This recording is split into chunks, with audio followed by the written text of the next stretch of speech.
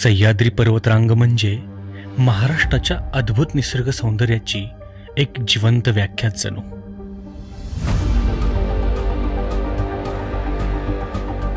हा सह्याद्री जितका दिसायला सुंदर तितकाच तो आव्हानात्मक सुद्धा. अशा सह्याद्रीच्या अंगाखांद्यावर डौलाने उभे असलेले आपले गडकोट हे भटकंतीसाठी एक मोठे आव्हान निर्माण करतात, ते त्यांच्या सर्वसोट कड्यांमुळे.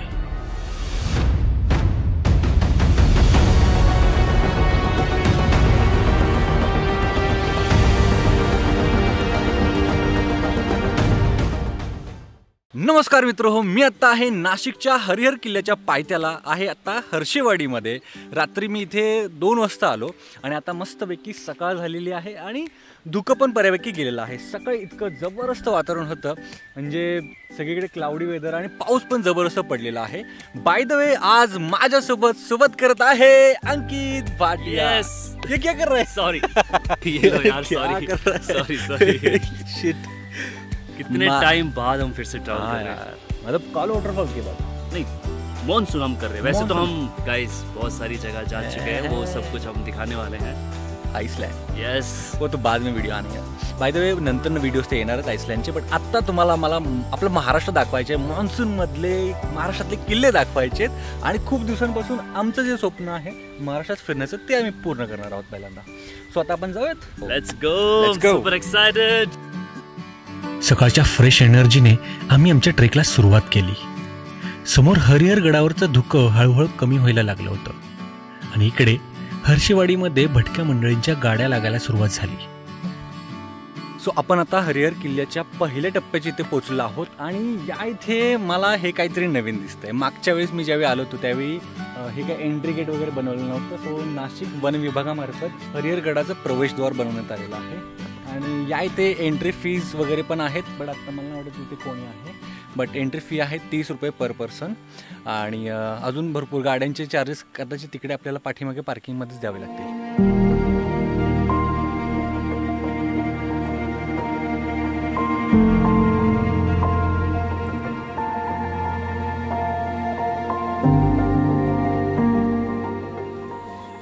सो आपण फायनली पोचलो आहोत दुसऱ्या टप्प्यावरती आणि या इथून आपल्याला त्या पायरी मार्ग दिसतोय.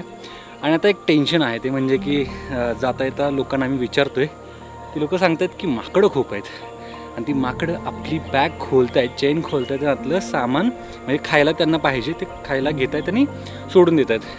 पण आमचा आता प्रॉब्लेम असा आहे की आमच्याकडे कॅमेरे आहेत, बॅग खोलली तर कॅमेरा आमच्या खाली पडू शकतात. सो आमच्यासाठी हे एक मोठं चॅलेंज आहे, त्याच्यावरती सोल्युशन आम्हाला काढावं लागणार आहे. बघूयात काय होतंय. बऱ्याच दिवसांनी ट्रेक करत असल्याने थोडी दमछाक जाणवत होती. एका ठिकाणी ओढ्याचं पाणी मिळालं. पाणी एकदम मस्त थंड होतं. तोंडावर पाणी टाकताच सगळा थकवा गायब झाला. आज आमच्याकडे निवांत वेळ होता, काही गडबड नव्हती. मग एका ठिकाणी आम्ही थोडा आराम केला आणि पुढच्या टप्प्याच्या दिशेने ट्रेक सुरू केला.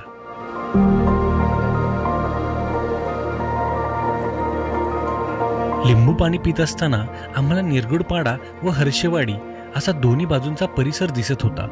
इथेच दोन्ही गावातून वाटा हरिहर गडावर जातात. माकडांपासून आमच्या कॅमेरा बॅग्स वाचवण्यासाठी एक मस्त सोल्युशन मिळालं होतं. नायलॉनच्या मजबूत दोरीने आम्ही आमच्या बॅग्सचे सर्व दरवाजे बंद करून टाकले. हो गया सोल्यूशन? मिल गया ना? अब खोलने के लिए बोलो उनको भाई, कुछ भी खोलो, कोई दिक्कत नहीं. क्या होता है, ये तोड़ ना दे पंजे से? नहीं, तोड़ नहीं देंगे इतना भाई, इसलिए तो ये मजबूत रस्सी लिया मैंने.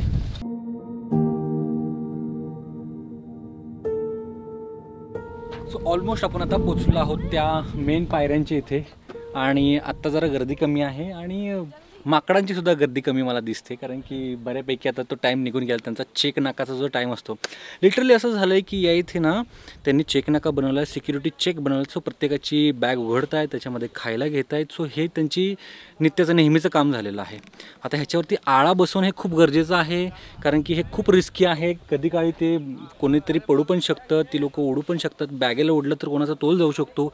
सो हा खूप सिरियस इश्यू आहे. ह्याच्यावरती काहीतरी उपाययोजना करणं गरजेचं आहे. आणि यामुळे होतंय काय, लोक बॅग्स खूप कमी घेऊन येत आहेत, बॅग्स कमी घेऊन येतात, बट पाणी तर पाहिजे. तर त्यामुळे होते काय, हे बघा या इथे. सो हरिहर आपला इतका घाण होतोय लिटरली. आता वन विभागाने या इथे हे बसवलेले आहेत बघा, इकडे तुम्हाला दाखवतो मी.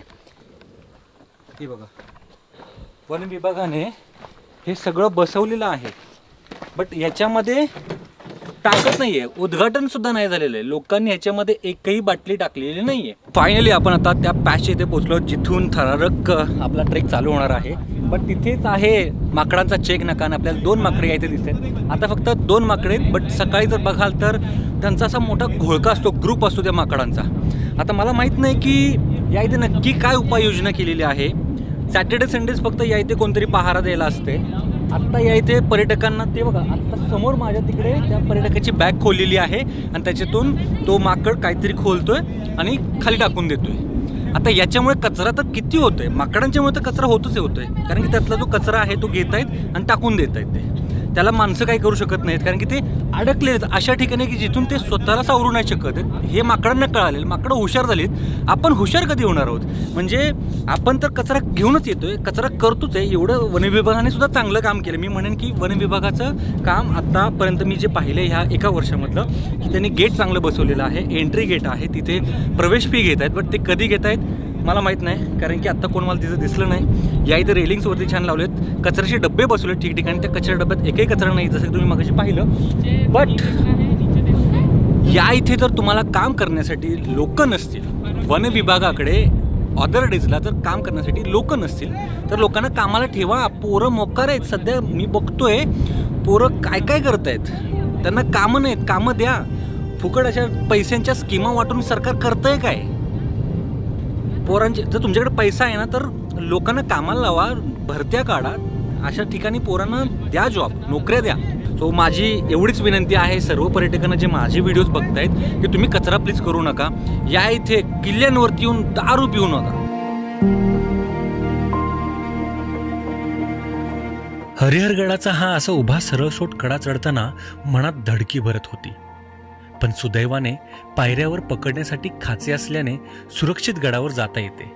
एकाच वेळी एकच मनुष्य वर किंवा खाली जाईल अशा पद्धतीची ही रचना केलेली दिसते.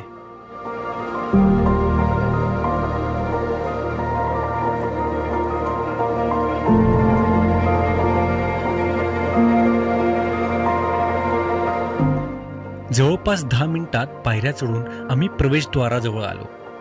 पुढे माथ्यावर जाण्याचा मार्ग अजूनच थरारक आहे. छोट्याशा बोगद्यासारख्या भागातून वाकून जाताना डाव्या बाजूला थेट हजारो फूट खोल दरी मनात धडकी भरवते. पुढे गेल्यानंतरनं पुन्हा कातळ पायऱ्या माथ्याकडे नेतात. हे बघून त्या काळच्या वास्तुविशारदाचं खरंच खूप कौतुक वाटतं. हे वास्तुस्थापत्याचे थरारक आलिंगन स्वीकारत आम्ही गडाच्या माथ्यावर पोहोचलो.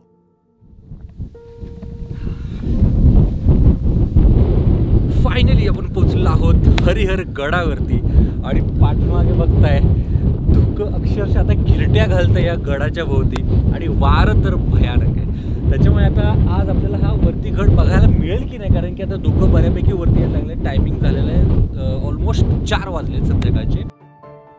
इतिहासात डोकावून पाहिले तर हरिहरगड अहमदनगरच्या निजामशाहच्या ताब्यात होता.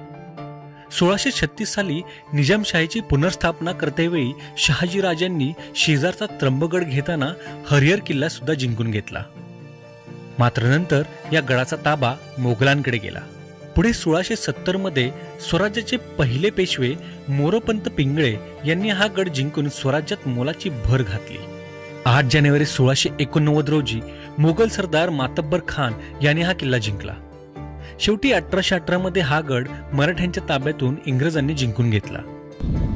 सो आपण आता किल्ल्याच्या अशा ठिकाणी आलेलो आहोत. मंदिराचा आवार आहे आणि या मंदिराच्या आवारामध्ये आपल्याला काही पाण्याची टाकी दिसतात. 3 पाण्याची टाकी आहेत, जे की एकदम नितळ शुद्ध पाणी आहे याच्यामध्ये, जे की आपण आत्ताही पिऊ शकतो.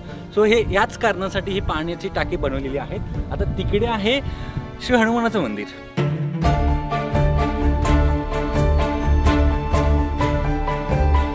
धुक्याचं साम्राज्य अधिकच गडद होऊ लागल्याने आम्ही पूर्ण गडफेरी करू शकलो नाही.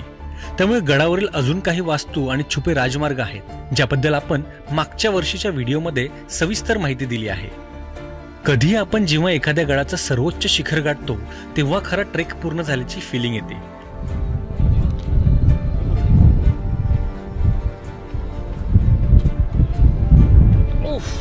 Yes. Finally Yes, we did it. We did it.